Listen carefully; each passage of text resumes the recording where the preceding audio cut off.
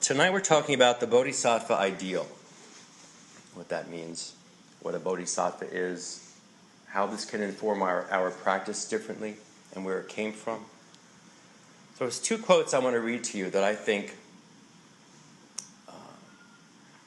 epitomize the Bodhisattva path nicely. The first one is, a Bodhisattva is concerned about what she does, but not about what she receives. That's from the Avatamsaka Sutra. The second quote, I can decide what I give, but it's not up to me what I get given. That's from a Björk song. But I love it. To me, they're expressing the same thing.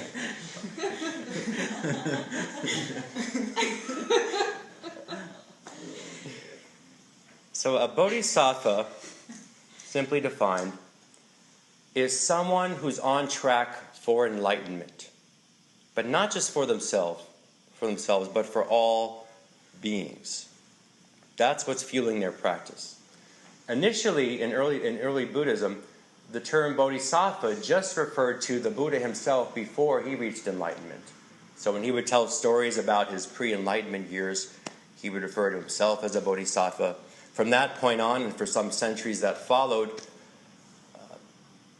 people assumed, because it was implied through his teachings and through the practice at the time, that there could only be one bodhisattva per era, right? So there's one bodhisattva, there's one person who has all the seeds of awakening, and they're doing everything they should be doing, and they're practicing hard, and they've had many, many lifetimes in preparation for this, and they'll become the next Buddha. So maybe one bodhisattva every 100 years or so. But over time, this created, especially say after around the 1st or 2nd century when the Mahayana tradition began to develop, it's not completely clear when the Mahayana, or sometimes called the Great Vehicle or the Bodhisattva Vehicle, when that began exactly. We think it's about the 1st or 2nd century ACE or thereabouts. So as Buddhist practice began to evolve and spread,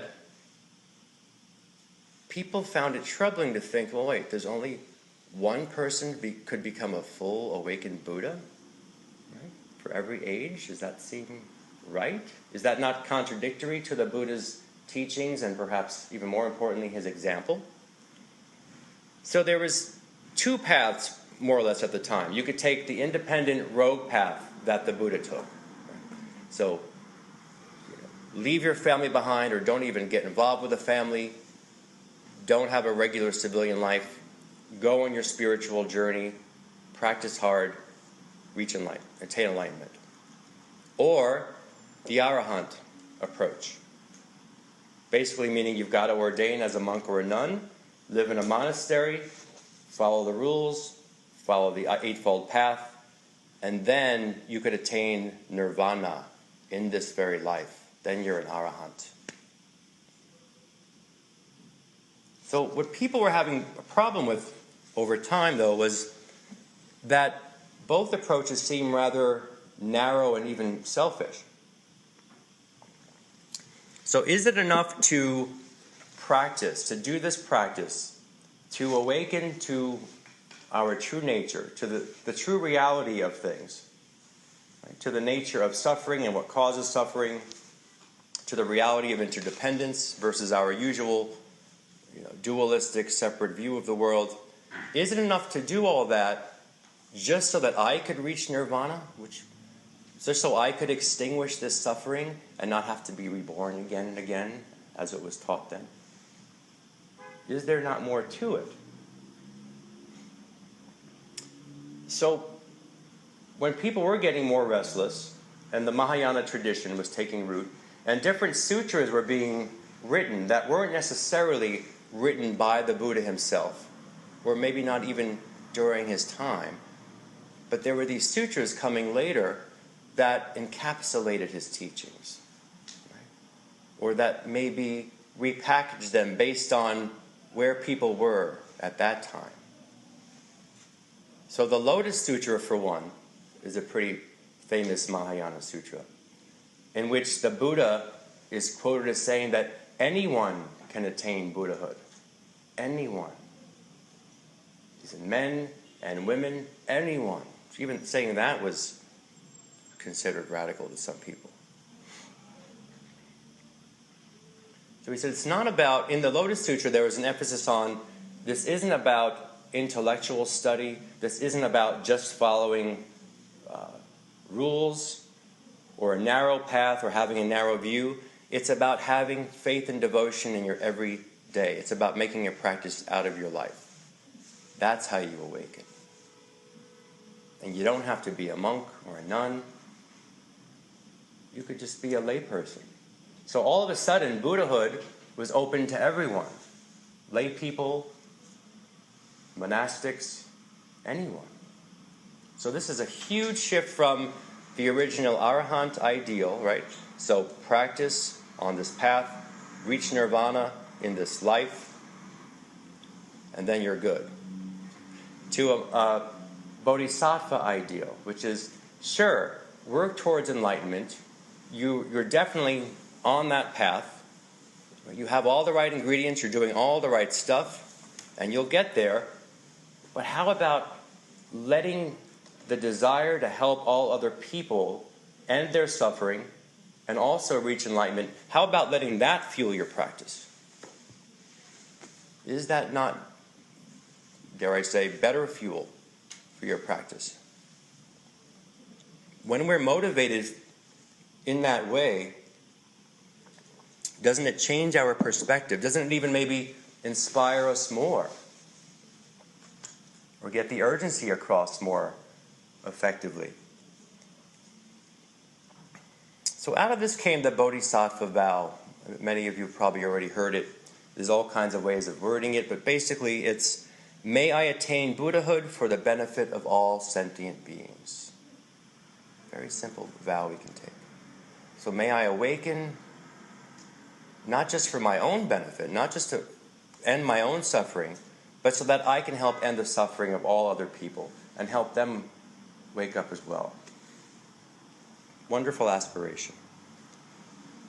So in Buddhist iconography, there are lots of wonderful bodhisattvas that are maybe perhaps based on real figures in history, but more likely they're just composites of different people or ideals. So my favorite one is this one here. And people at home, I'll describe it to you and put a picture up on the page. So in the Korean Zen tradition, he's called Jijang Bosal. In the Japanese Zen traditions, he's called Jizo. Usually looks very different than this, so I'll describe to you for those of you who aren't so close and aren't here with us in person.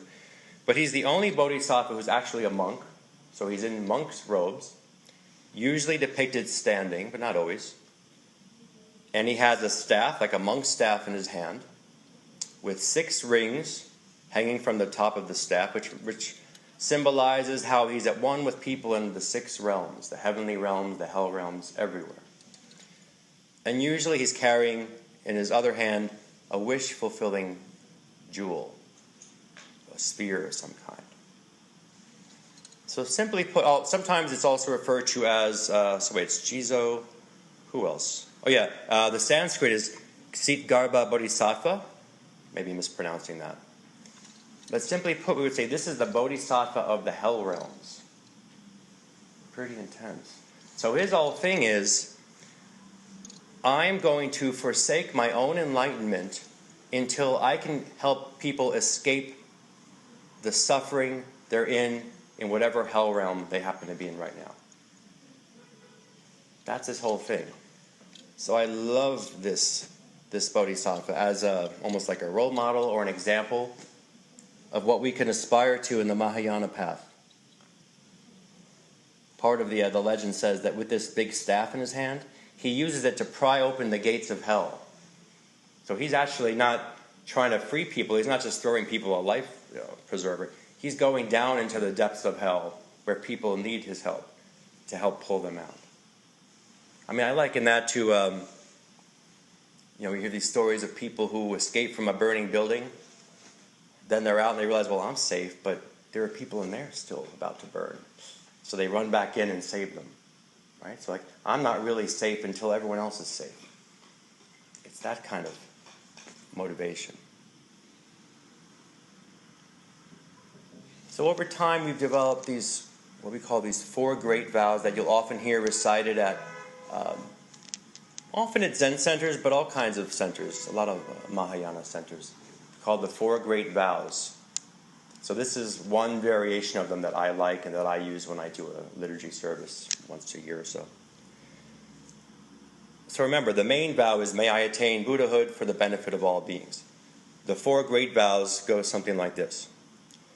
Sentient beings are numberless. I vow to save them all. Delusions are endless. I vow to cut through them all. The teachings are infinite. I vow to learn them all. The Buddha way is inconceivable. I vow to attain it. Right? That's pretty intense. That's a tall order. When I first heard them being recited at a Zen center, I just thought, oh, I am not up for this at all. You have to be right? I'm nowhere near being able to do all of that. Because learning, I'm not a quick learner. I don't think I'm a very smart man. Right? I'm far from enlightened. Yes, beings are numberless. Can I save them all? Phew. But isn't that the nature of a vow? So we have promises, we have aspirations. But a vow almost attempts to help us commit to do something which is essentially impossible, knowing it is impossible. So it doesn't matter. Can I literally save all beings from their suffering? No. The Dharma teachings, of course, they are so vast and infinite. There's so many ways of experiencing them intellectually and experientially. Can I ever master them all? No.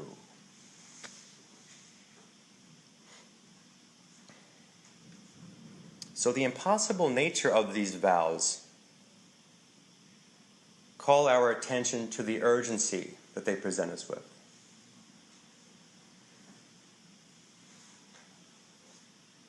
Another bodhisattva is the Bodhisattva of compassion, sometimes called Kuan Yin or Avalokitesvara.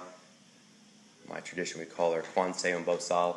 Sometimes she's pictured weeping because she hears all the cries of the world, and she's, first of all, sad that other people are suffering. She shares their suffering, and she also knows she can't possibly help them all, but she tries. Sometimes this bodhisattva is depicted with, hundreds of hands coming out from behind him or her. And sometimes with eyes on the hands. Right? So I can see the suffering, and I'm willing to help, offer a helping hand. In our tradition, we're trained when someone says, well, what is your job as a monk?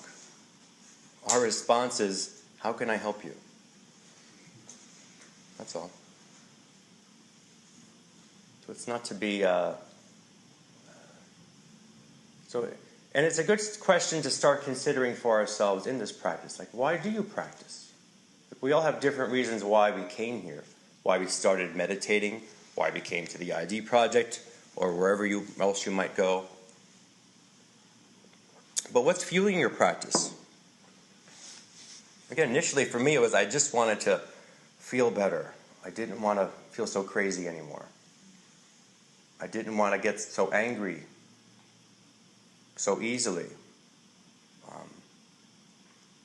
Do some of the things that I'm a little embarrassed about now that I've done in my past.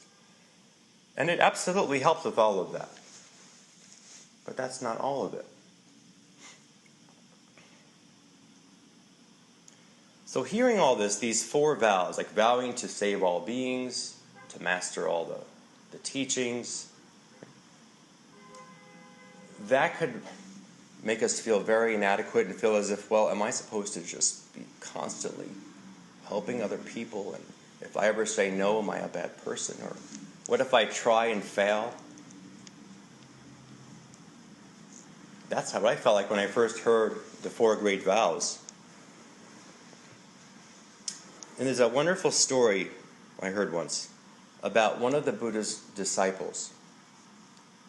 So he was deep in meditation, and all of a sudden he had this vision that the Kapila kingdom that he was in was going to be destroyed by war in 7 days.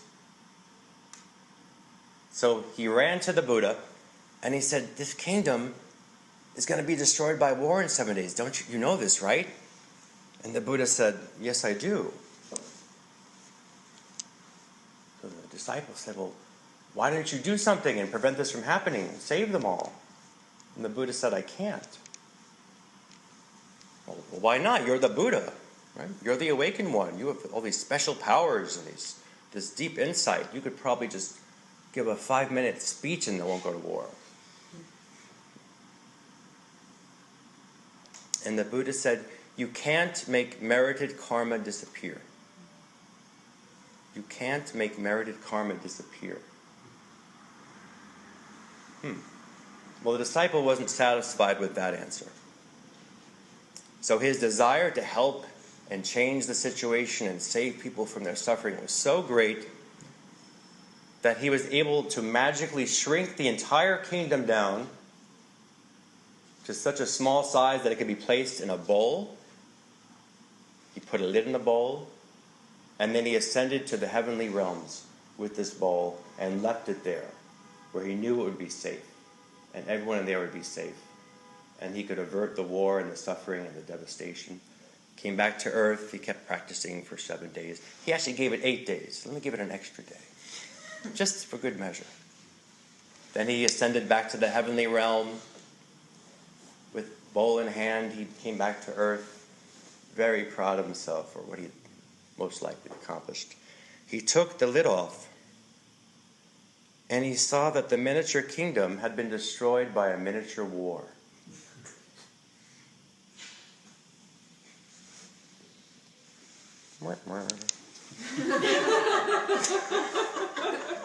But now he tried hard to avert a catastrophe. But what did the Buddha say? You can't change merited karma. So this has to inform the way in which we go about being bodhisattvas in this life, helping others, right? Working for enlightenment for the sake of other people. That's wonderful. But without wisdom, compassion doesn't work, right? All the compassion in the world isn't going to help anyone if I'm not clear on what's going on around me. If my view isn't clear and correct, if my direction isn't clear and correct, if I'm stuck in my ideas about how things ought to be, or my ideas about what's going on, then I can't help anyone. So it's about knowing, when can I make a difference, when can I not? When do I step in and help? When do I not? When do I ask someone if they want my help or not? Or when do I impose it on someone? Or my idea of helping you is this, whether you like it or not, which sometimes that is helpful, sometimes no. Sometimes you have to meet people where they are. I struggle. One of my closest friends of almost 20 years now has dealt with such severe depression and anxiety all her life, and has seen I don't know how many psychiatrists and been on all kinds of treatments and pills and medications. And now, for some people, it's necessary because there are some chemical or organic issues going on. For others, I don't know. So it's hard to see her suffer this way. And she has absolutely, probably next to no interest in Buddhism or meditation or anything. So, of course, what occurs to me is, just learn to meditate. Right? I was never where she was exactly, but gosh, the pills aren't doing it anymore. Or I don't know if they ever were. So now, just for the past, say, 2 years, and I would have never done this before, and it's considered very bad manners for a Buddhist to try to convert people. That's why we don't have as many numbers as certain other traditions. You don't see, right? You don't see us on the streets usually pontificating. I said, well, every once in a while, I just very gently say, hey, maybe you should learn to just meditate. I'd be happy to teach you. Right? It's what I do. I'm your best friend. Let's just learn to meditate. Maybe it'll help you feel a little better. And okay, yeah, maybe, then no, nothing. So that's not where she is yet. Maybe something huge has to happen for her to come around to practice. Maybe she never will. We don't know.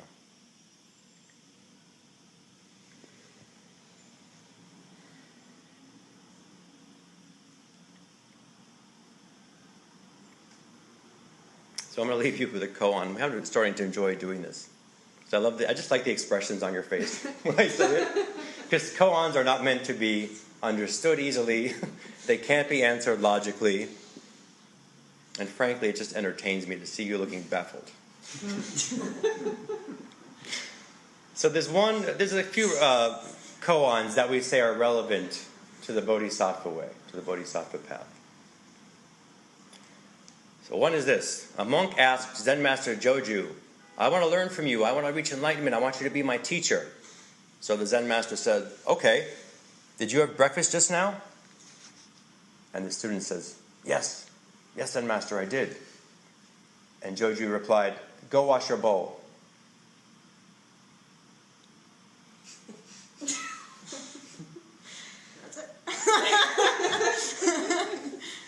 If people don't look baffled, they look like they're saying, and? And then what? And then what's the point? I don't know if I should show the other one or not. No. Oh. Should I? Do it. All right, I'll do the second one. It's a little bit longer. So there was another Zen master in a monastery with 500 students. His name is now. My teacher hates that I cannot pronounce these names. He just gets mad at me. It's funny. I think it's Namjon. Probably wrong. Joju is easy, but Namjon, I don't know. So Zen Master Namjon, they're all like Korean names. I don't know. I don't speak Korean. So there was this huge hall, the point is, of 500 monks and nuns practicing, right? They lived there. This was their whole life. One day, a stray cat strolls in. And a group of 250, half of the hall says, we found a cat. This is like our little mascot. This is our little kitty now. This is our little Zen cat. It's Bodhisattva. A Bodhisattva, yes. These two love cats, I know. They love this story. I'm sure many of you love cats, right? No, not Audrey. So then, a few days later, the cat strolls on over to the other side of the hall because they have better food. So guess who thinks it's their cat? Right? The people in the North Hall now think it's their cat. Said, we have this beautiful little kitty. This is our little Zen cat. Then eventually, the South Hall people who thought they had a cat realized the North Hall people have their cat, and there was war. They were arguing over this for days and debating over it, blah, blah. And no one was feeding the cat in the meantime, but everyone was very stuck on whose cat is this. So Zen Master Namjon sees this going on, grabs the cat by its nape. Is that what you call it? The nape, right? Holds it up in front of the hall, gets on his high podium with a big knife, a big long knife. And he says, you all love this cat, huh? You really love this cat. You're arguing over it, so you must really love it if you're fighting over it so loudly. So if just one of you could say the words I want to hear, I will spare this cat's life. All you need to hear is one word from one of you. And if not, I'm going to slice its head off. So in a room full of 500 monks and nuns, adults, practicing for years, right? Following all the rules and sitting in meditation all the time and wearing the uniforms and, right? Shaving their heads. No one could give him the answer that would have saved this cat's life. So he sliced its head off.